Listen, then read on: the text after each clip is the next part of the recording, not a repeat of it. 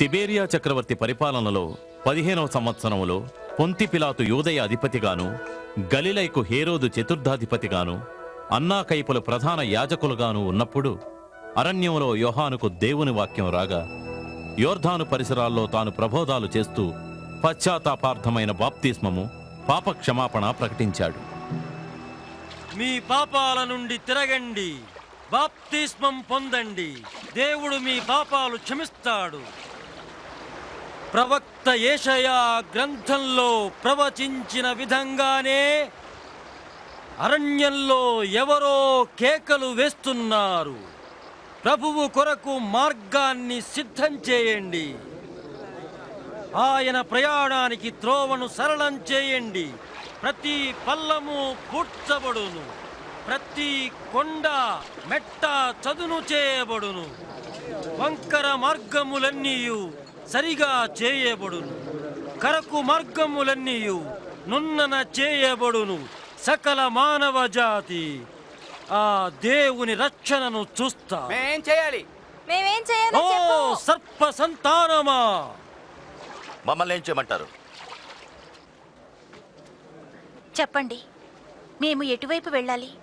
ఎవరికైనా ఒక్కడికి 2 అంగీలున్నచో లేని వారికి ఎవరికైనా తప్పకుండా ఇవ్వాలి. భోజనం ఉన్నవాడు పంచుకోవాలి. బోధకుడా,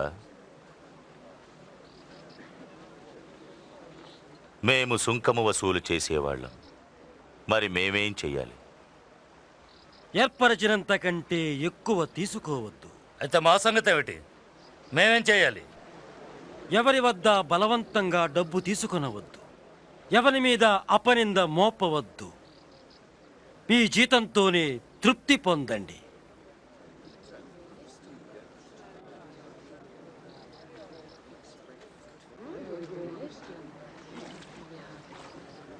ఇలా చూడు, నీవు క్రీస్తువా?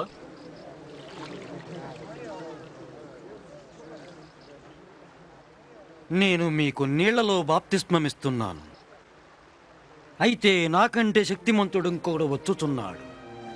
ఆయన చెప్పుల వారునైనను విప్పుటకు నేను పాత్రుడను కాను. ఆయన పరిశుద్ధ ఆత్మలోను అగ్నితోనూ మీకు బాప్తిస్మమిచ్చు. చేట ఆయన చేతిలోనున్నది. ఆయన తన కళ్ళమును బాగుగా శుభ్రము చేసి తన కొట్టులో గోధుమలు పోసి ఆరిని అగ్నితో పొట్టు కాల్చివేయును.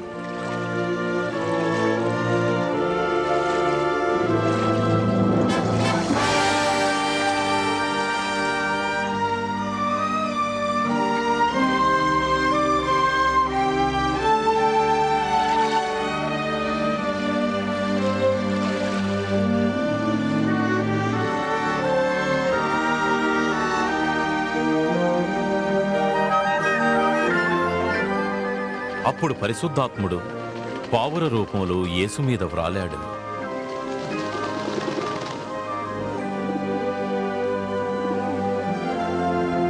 అప్పుడొక శబ్దం ఆకాశం నుండి ఇలా పలికింది, నీవు నా ప్రియ కుమారుడవు, నీ యందు నేను ఆనందిస్తున్నాను.